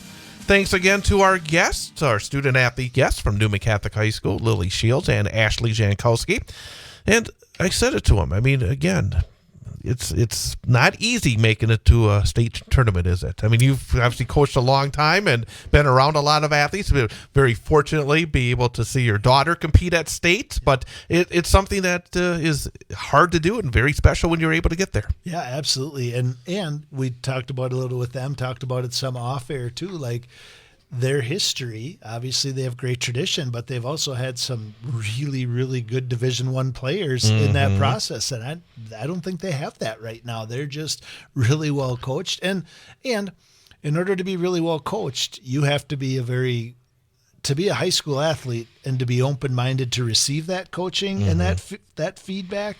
I think it speaks to both their coach and the young ladies, and what a great accomplishment. No matter what happens, you can't take it away. And I can't even imagine going to state and playing somebody in the first round who you've beaten twice. And we kind of asked the girls on their way out, is that a blessing or a curse? And they seem to think that gave them some confidence and made them feel good. So I hope that works out, and exciting time for them. Yeah, it should be a lot of fun. Again, if you can't make it over to Green Bay, you can catch all the action Friday morning right here on Bull Falls Radio, 98.9 and 1230, bullfallsradio.com. Mobile devices and Alexa by searching WXCO, and on the Civic Media app. We'll be on at 8:50 for the pregame show, and then 9 o'clock for the first serve, again, from the Rest Center. So, again, hopefully you can tune in, and hopefully the Cards can get that semifinal win and earn a spot in the state championship game Saturday morning at 9 a.m. We didn't touch on 8-player, but I wanted to because I actually was watching quite a bit of the Thorpe-Gilman game. And Thorpe ultimately defeated Gilman 24-20. Gilman had beat Thorpe during the regular season. And Gilman really, I thought, was kind of out of it because Thorpe was running the football. They were just methodical. They were taking a lot of clock. And they were able to score a couple of times in the first half, make both 2-point conversions. Gilman scored one time, missed their 2-point conversion. So 16-6, and it felt like the way that Thorpe was running the ball, it was going to be very difficult for Gilman to get back into that game. But in the fourth quarter, Gilman scored twice to take a 20-16 lead. And then Thorpe got the ball at about the 40-yard line in Gilman territory with about a minute to go. They had a 4th and 1, got stuffed. So the game, it looks like it's all over. Then the next play, Gilman fumbles, Thorpe gets the ball, and they ultimately score with 2 seconds left in the game to win it. It's similar to the Mosinee game. I mean, it's just got to be gut-wrenching. I mean, and you feel for the kids because they put it all on the line, and then especially when there's a fumble involved, and it's just, I mean, man, it's tough. But at the same time, something I've always, being around these kids, they're so resilient too. Sometimes I think the parents handle it harder than the kids do. It's really, but at the same time, Gilman had such a great year. They were undefeated. It looked like they may be going all the way. Great win for Thorpe. But again, I thought that finish had so many elements that we see in high school athletics generally. Well, and as a longtime coach and now short-time athletic director, I can guarantee you that the parents take it harder than the athletes. That is for sure thing, both the winning and the losing part. But I think this is what some people miss out there. And I tell this to our athletes all the time when I have an opportunity to speak to them as a group or even individuals when they may be struggling, is this is what high school athletics is about. That's going to sting. Whoever fumbled that ball, I feel horrible for them. It's going to sting. But what high school athletics is about is learning to overcome those things and deal with these challenges and these barriers and to solve problems and learn to control your emotions, and how you respond from the difficult times and challenges makes you who you are down the road. We say all the time, nobody's going to remember who won or lost this football game, let alone level 3, 4, and who won the state championship in 8-man this year. But what those individuals on both sides of that ball learned, like the team that won for Thorpe, don't ever give up, right? Nothing is done until the final buzzer sounds. And then for Gilman, you lick your wounds and you look at all the good things that happened, and you realize that it's a game, but the memories that you created with your teammates throughout this season is what stays with you forever. Another 8-player game that was just incredible. I mean, again, you see some of these games, it's just complete turnarounds, and Clayton led McDonald. McDonald has been undefeated. Clayton led 39-20, but McDonald came roaring back, 22 unanswered fourth quarter points to rally for the win. Got a game-winning touchdown with 54 seconds left to win 42-39. One thing about some of these 8-player games is that the last 2 years, Newman was head and shoulders above everybody else. Now we've seen a lot of these games where you don't know who's going to ultimately win this championship in 8-player football. It shows, again, how good Newman was those 2 years where they came out there and they just took it to him each and every week in the playoffs last year. It was just amazing. The state championship. Yeah, but you see in this year, it's really a wide-open race, and it's probably good for 8-player football. Hopefully people are noticing some of the exciting games going on. Yeah, it's mind-boggling to me to think that you could score 22 points in the fourth quarter with a minute still left on the clock. Like, that is, you don't, when you prepare and you coach games and all that, and you get down and you think, oh, this game's over, and then you look at something like this where that many points is scored in that short of a period of time, and what a great shootout. You look at the difference between the Thorpe and the Gilman game, a little more maybe ball control, a little bit better defense there, and this one was all out till the end. And Florence is still undefeated. For the second time this year, they played a tight one against Three Lakes Phelps. Again, the final score was 27-13, but Three Lakes actually led at halftime 13-8. It was still very tight, 14-13 about midway through the fourth quarter, and then a couple of late touchdowns for Florence gave them the win. But Florence has been really, really good as well. Had a chance to see them early this time. Saw both those teams the first 2 weeks of the season when they played at Newman Catholic. Both very, very good. And again, you're seeing, it's nice to see some of these Northwoods teams have the opportunity, because I know you coached up there for years at Northern Pines as well, and you're familiar with some of these schools. Again, this shows the opportunities one gets in 8-player football. Yeah, Florence, the Bobcats have always had a solid football tradition up there in that Northern Lights Conference, so it's good to see them kind of make the transition into 8-man and then have some success and kind of bring it back for both their school and their Florence, a very small community, very similar to the enrollment at Newman Catholic. But something like that really brings that community together and should be a great level 3 game for them as well. And also Oakfield is undefeated as they beat Abundant Life St. Ambrose by a score of 42-14. So that means the final 4 in 8-player. And again, we're in the final 8 in 11-player. 8-player ends a week earlier than 11-player, and you have Thorpe, McDonald, Florence, and Oakfield all remaining, and those teams will be involved. And we're going to talk about level 3. We look at the number of teams still left in Central Wisconsin. Not too many, but we're going to talk about what to expect this week and some opportunities if you want to get out there and see some really good football still to come. So we're going to take a break, come back. Along with Jason Foster, I'm Chad Holmes. It is the Big High School Sports Show on Bull Falls Radio, 98.9 and 1230, bullfallsradio.com, mobile devices, and Alexa by searching WXCO and on the Civic Media app. Take your career to the next level with Graphic Packaging International. Work with a team to make Hot Pocket sleeves and the food trays you find at our local fair. Join the GPI team and experience the benefits of one of the highest paying manufacturers in the area, starting at almost $22.55 per hour. Enjoy job security, a clean facility, and an excellent benefits package, including a week of vacation after 4 months and 2 weeks after a year. Apply today at graphicpkg.com and elevate your career with Graphic Packaging. For more than 60 years, Sun Printing has been Central Wisconsin's commercial printer of choice due to their commitment to quality, creative solutions, and dedicated service. Sun Printing's team offers you a wide spectrum of services, whether you need vehicle graphics, offset, digital, large format, graphic design, or mailing. They print everything under the sun. No project is too big or too small, so give Sun Printing a call at 845-4911 or visit them online at sunprinting.com. So, how are the kids? Well, Emily made the honor roll. Oh, good for her. Yeah, we're really proud of her. Tyler, on the other hand, though. What's going on? He's been moody lately, just feeling down and not like himself. Oh, we've been there. Nick was struggling last spring. He was so anxious and stressed. Really? What helped? Well, he joined the soccer team. And ever since, he's been a lot happier. He has more energy, he's less stressed, and he's definitely in a better mood at home. It's made a huge difference. That's awesome. Yeah, I'm glad he's getting out of the house, he's getting some exercise, and he's off his phone for once. It's been good for his mental health. Sounds like it's been good for your mental health, too. Participating in Wisconsin high school sports improves students' physical and mental health. Encourage your son or daughter to get involved. This message presented by the WIAA and the Wisconsin Athletic Directors Association. State champions are crowned in cross country, and some Cinderellas keep dancing in football. I'm Travis Wilson, and this is a WisSports.net Minute brought to you by NFHSnetwork.com. More high school sports news after this.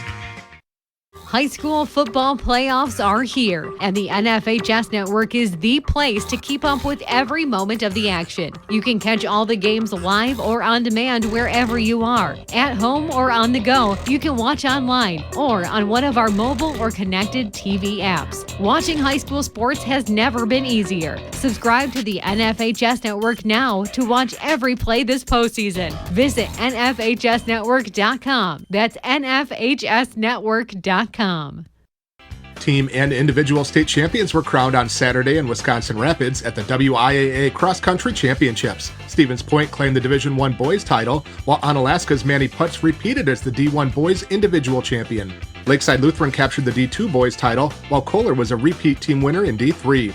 The Division II boys individual crown went to Noah Kuhn of Edgewood, with Iola Scandinavia senior Charlie Vader winning in Division III. Slinger won the D1 girls title, with Muskego sophomore Ella Anschutz claiming the individual title.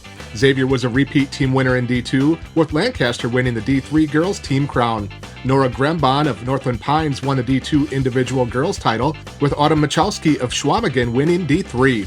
The clock struck midnight on most of the Cinderella football teams that won in the first round of the playoffs, but a few are continuing to dance. A pair of 7 seeds are still alive, as Menasha took down 3rd-seeded New Berlin West 32-6, and Stoughton defeated Waterford 27-16. 6th-seeded Somerset rallied from a 10-point deficit with under 2 minutes remaining to defeat Mosinee 42-40 in a wild affair. In other action, Edgar took down defending D7 state champion Regis 20-0. Unbeaten and top-ranked Port Washington went out against Grafton in Division 3. This has been a WisSports.net Minute. Check us out online at WisSports.net.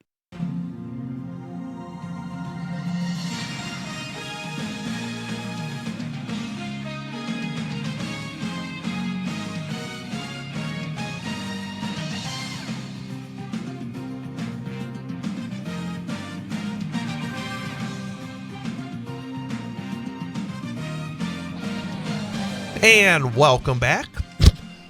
Excuse me. I'm talking way too much. Big High School Sports Show on Bull Falls Radio, 98.9 and 1230. BullFallsRadio.com, mobile devices, and Alexa by searching WXCO and on the Civic Media app. And I'm almost afraid of how much I'll be talking starting in a couple weeks.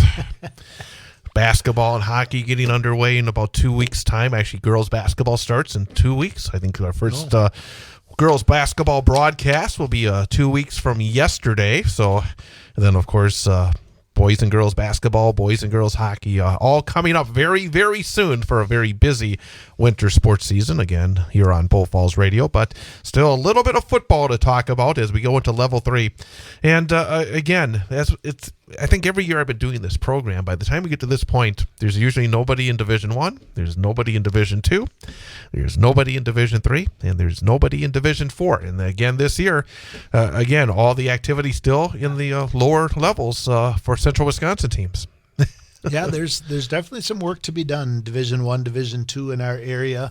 A lot of it, it's interesting. We talked about this a couple weeks ago. You go back to what Travis Wilson had said too about the multi-high school districts and some of those. And when you look at the Fox Valley and then some of the outliers and to the west, the Hudsons, the River Falls, the New Richmonds, the who seem to be having a little more success, Chippewa over there too. Mm-hmm. I think those communities are also a little bit different demographically as far as whatever it be, free and reduced lunch, student backgrounds, that sort of thing. And certainly should never be used as an excuse to hold you back, but definitely a reality and definitely the problems that need to be solved by the schools in our area about how you're going to overcome those barriers. And I think a big part of it is what's happening at the youth level. And if the way of high school sports is the way of youth sports is going to travel ball, and you have families who can't afford that or culturally that's not something they believe in, then we're going to have to do a much better job in our area of making sure that those athletes at that age are getting those skills built in the school system, whether it's through FIED, whether it's through some kind of a more club intramural type programs. But we have to make sure that those skills are being taught to all student athletes, not just the ones who can afford to play those club sports. And that is very interesting. And frankly, now that you brought that up, it would have been interesting to talk to the girls because volleyball is part of that. And often during the winter when we have our student athlete guests from basketball, because sometimes talk about that because, I mean, there's a lot of travel ball when it comes to basketball and for volleyball as well. And the thing about it is, I always have felt sort of disconnected from it because I have really no idea what goes on with that. And I think a lot of folks have no idea what goes on with that. And when you say something like that, and I know that we've had these discussions about where is it going in terms of high school sports. I mean, we're seeing so many of these issues. How big are these travel issues? Again, when you look at it, somebody within a school, as an athletic director, you're trying to make sure that these sports continue. What do people maybe that, even like myself, who kind of are disconnected from that? Because my focus is always on the high school athletics, and the community, I think, is on that as well. How much have things changed, and how much are these issues going to continue to cause issues, I guess, in the near future? Well, I think the biggest way that it's changed is it used to be for the most elite players. I think your best 1 or 2 basketball players, volleyball, pick your sport, are the ones who made these travel teams and these elite travel teams. And I think over time, communities have found it a way to make money.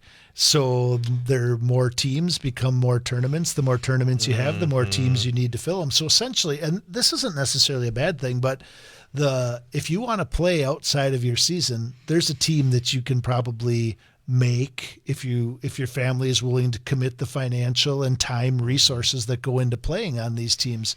I think the debate used to be, how do we compete with club, and how do we keep our high school teams, and how do we tell these club sports knock it off and get them to change their ways? I think the reality, or how it's changing at this point, is, and I think the WIA is taking steps towards this, is how do we build relationships between these interscholastic high school sports and these club sports, and come to some common ground and some agreements that maybe we're not going to have a fall sports travel in the same thing the WIA offers a high school sport at that time. How do we work together as we develop our dates and times for tournaments? A perfect example is hockey. So anybody who plays for Team Wisconsin and Wisconsin Selects and these other things, the state high school tournament happens on the same weekend that those elite teams do their playdowns to see who makes it to nationals. There has got to be a better way to communicate, and it all has to do with arenas and ice times, and it's those tournaments are a national thing. So, but there's got to be a way that you can. I mean, who's playing in the state tournament? Probably your best players. So the Team Wisconsin kids, if you lose or win on Saturday or Friday, you immediately get in your car and drive to Green Bay to play in your playdown game for Team Wisconsin against the Admirals or the Capitals or whoever. And I think that's true in a lot of different sports. In the springtime, we have girls soccer players who might miss a Saturday soccer game for a club or travel basketball game going on at the same time. So it's a mindset. It's getting parents to say, it's getting coaches to say, we love that your athletes are participating. We know the role it plays in making them better. But then it's also the coaches and the parents coming to agreement that when you're in-season high school sport, that you commit to that, that you fully commit to that you don't miss games to go play another sport within the same season. And again, I probably shouldn't even say anything, but I don't know if there's the same level of, you say it, I mean, there are tournaments, but it always felt to me, and again, from the outside looking in, it was all about individuals moving forward, trying to get better opportunities to play at the next level, whether it's junior hockey or college hockey or volleyball, whatever, basketball, whatever it may be, as opposed to the high schools where it always feels like you're still playing for the name on the jersey. Right. I mean, I don't know, I could be wrong, but it feels as though when you're paying to be part of that, they're paying to try to get their individual athletes to that next level. Right. And it also creates potentially some bad habits, right? Like, what is the emphasis in some of these travel teams? Statistics and being noticed. So maybe there's probably not as much emphasis placed on defense. There's probably not as much emphasis placed on practice and developing skills as much as it is playing 7 games over the course of 3 days on a weekend. So I think there's just that finding that common ground and that balance and trying to get everybody on the same page. Much easier said than done. Let's talk about on the field. Again, level 3, round of 8. There's 8 teams remaining in all 7 11-player divisions, and then the state semifinals in the 8-player game. Let's start with Division 7. You got Edgar, 10 wins and 1 loss. They travel to Boyceville. Again, 11-0, as we've heard. Edgar, number 2 seed, Boyceville, number 1 seed. And real quickly, interesting, again, what Coach Tubbs said, that this really is where there is the advantage of being the number 1 seed this round, because starting next week, the games are all played at neutral sites. I obviously, Coach Tubbs is a much smarter man than I am. But I never really even thought about what he said, and it makes absolute perfect sense to me. How much of the computer headaches and moaning and groaning about the matchups could be solved if you just made these level 3 games neutral site. Like, I mean, he's absolutely right. That does it matter who's the 1 and 2 seed if you're playing at a neutral site and you're guaranteed to have a quality playing surface and a great venue because people where you're playing want you there.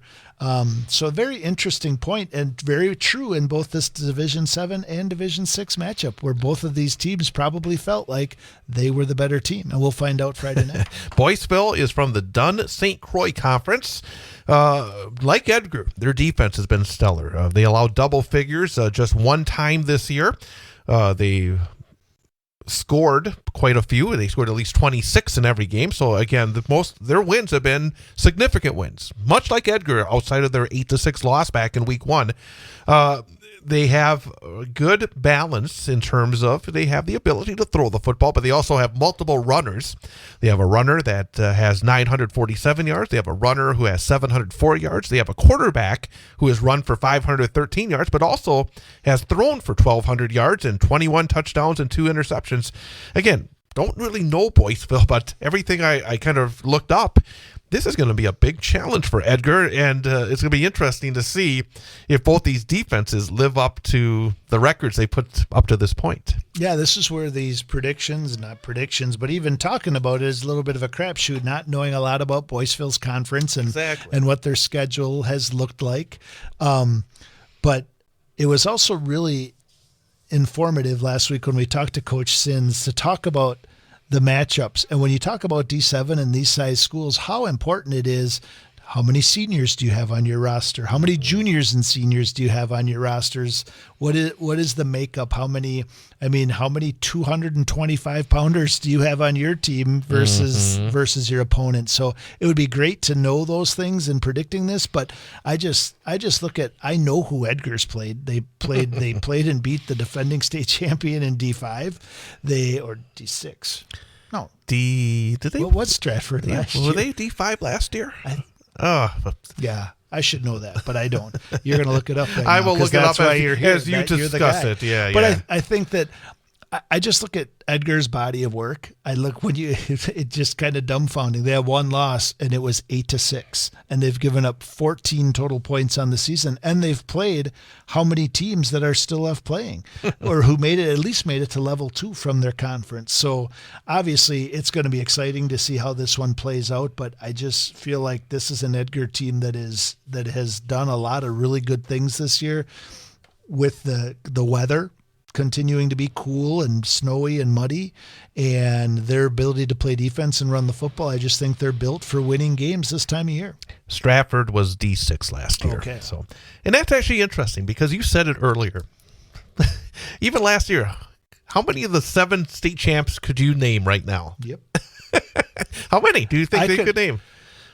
I can name 2 because Kimberly won again. They did win last year, and Stratford won last year. I think you can name another one. I was just going to say, I'm going to assume Catholic Memorial probably won. No, they actually lost last year. That is correct. That's right. They lost to Columbus. But there's another one that you should know. Oh, Newman Catholic. No, but I mean, this 11 players. Come on now. Regis. Oh, you should remember Regis. But real quickly, I'm going to say this for the folks out there. They can then impress their friends. Kimberly in D1, Kettle Moraine in D2, Monroe in D3, Columbus in D4. Those tough Aquinas Blue Golds that you were talking about, I think off the year with me, in D5, Stratford, and then Regis, and Newman Catholic in 8 players. So, again, interesting. Yeah. Let's talk about the D6 game that so many people here in Central Wisconsin will be keeping an eye on. 10-1 Stratford, 10-1 Auburndale. I found it interesting in listening to Coach Tubbs. I get the sense they're a little annoyed with Auburndale. I don't know if that's good for Auburndale, because did you get that sense? Yeah, I got the sense that they're a little annoyed with Auburndale. I got the sense they were a little annoyed with Northwestern the year before. And then I forget who he said was the year before that, but they've this has been, and when he puts it all together like that too, to look at the love that the lower Edgar won the conference is the 2 seed, but then Auburndale got a 1, a different level. He certainly knew his stats. Yes, but Auburndale got the 1 seed. Yeah. Abbotsford was were they 2 at 6 and 3? Yeah. So the Colby was 1, 2 in D5. Yeah. Like he knows. And I think, like you said, chip on your shoulder. Yeah. And I mean, he wouldn't move the game, and we had to go to Auburndale. It's going to be all muddy, and he's telling these kids all this stuff. They're just, they are not being fair at all here. I like how some coaches take the approach of, doesn't matter. That doesn't. We've got to play the games, and you got to play where they want. And then some coaches use it as some motivation. It sounds like Coach is doing a great job of that. It's going to be interesting, the matchup. Caden Anderson has been a terrific quarterback for Auburndale. But, even 2 weeks ago, they were down 18-0 to Marathon. Nothing against Marathon. They were 4-5 to get to the postseason. And they had a chance to win that game at level 1. Stratford it just feels like they have been building, and they've done it so many times. They know what the recipe is. It just feels like if Auburndale does it, boy, big congrats. But boy, it feels like this feels like Stratford, doesn't it? And don't you feel like you have a little bit of insider information too after talking to Coach Sins last week when he explained the Edgar Stratford game that number one, Stratford turned the ball over so many times, early season matchup, very uncharacteristic, and at the end of the day, they're probably very, very similar in their season. The other thing I look at, am I wrong in thinking that Auburndale, from a Stratford standpoint, is maybe a little bit more similar style of play to like a Wittenberg-Burnham Wood with their good quarterback play and their ability to rush the ball? And we know that Stratford obviously had a nice win. I guess I would feel confident in saying, never having seen them play live, either one, that I would put my money on Wittenberg-Burnham Wood over Auburndale as well.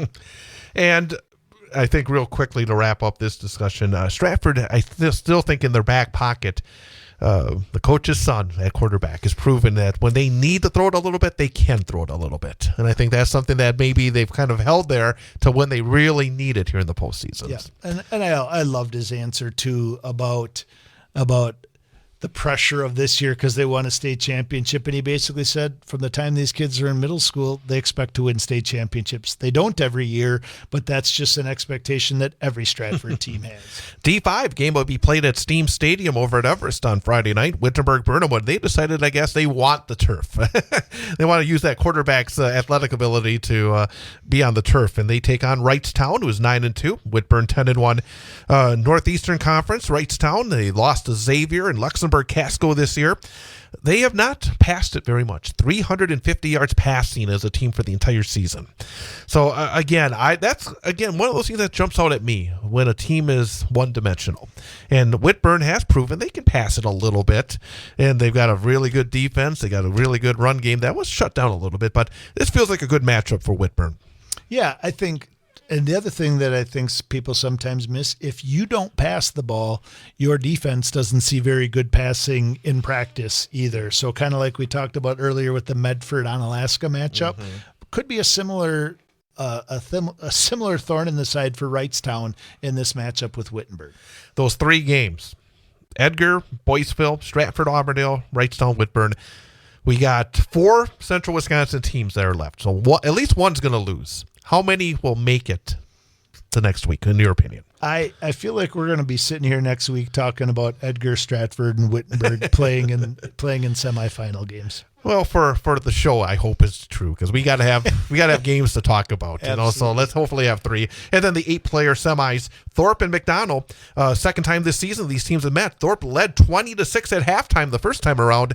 McDonell came back to win 30-20. McDonell 10-0, Thorpe 8-2, and then Oakfield and Florence battle of unbeatens. And then we'll have the 8-player state championship coming up a week from Saturday in Wisconsin Rapids. So that Thorpe McDonell game, I think, will be very interesting and one to watch if you can get on one of those many streams out there. But again, interesting stuff. If you have a chance to go see a game, and we here in the Wausau area, go over to DC Everest and see that game. And of course, here in Central Wisconsin, Auburndale as well. I haven't even looked. I bet you maybe some of the other area fields, like, I don't know, Gerke Field or somewhere may have a game. I don't know. I take a closer look at that. I would say they'll all have one next week. Neutral sites. Yeah, because this week the teams want their home field advantage. Thanks again to our guests, Jason Tubbs, the Stratford head coach, and also to Lily Shields and Ashley Jankowski from Newman Catholic Volleyball. Well, we'll do it one more time next week. Sounds good. Good luck to those Newman Catholic there Cardinals you go. down over in Green Bay. And again, you can catch the Cardinals against the Buccaneers Apprentice Division IV Volleyball State Semifinal Friday morning, starting with the pregame at 8:50. That's the thing again, those early starts. But it'll be a lot of excitement. 8:50 for the pregame, 9 o'clock for the first serve live right here on Bull Falls Radio, 98.9 and 1230, bullfallsradio.com, mobile devices, and Alexa by searching WXCO. Thanks as well to our engineer, Ian Welsh. Thank you again for your help, Ian. We'll be back next Friday night for another edition from 6 till 8, Big High School Sports Show here on Bull Falls Radio, 98.9 and 1230. WXCO 1230 AM, W255DN Wausau, streaming at bullfallsradio.com. The Civic Media Network of radio stations across Wisconsin. It's your hometown radio, refreshed.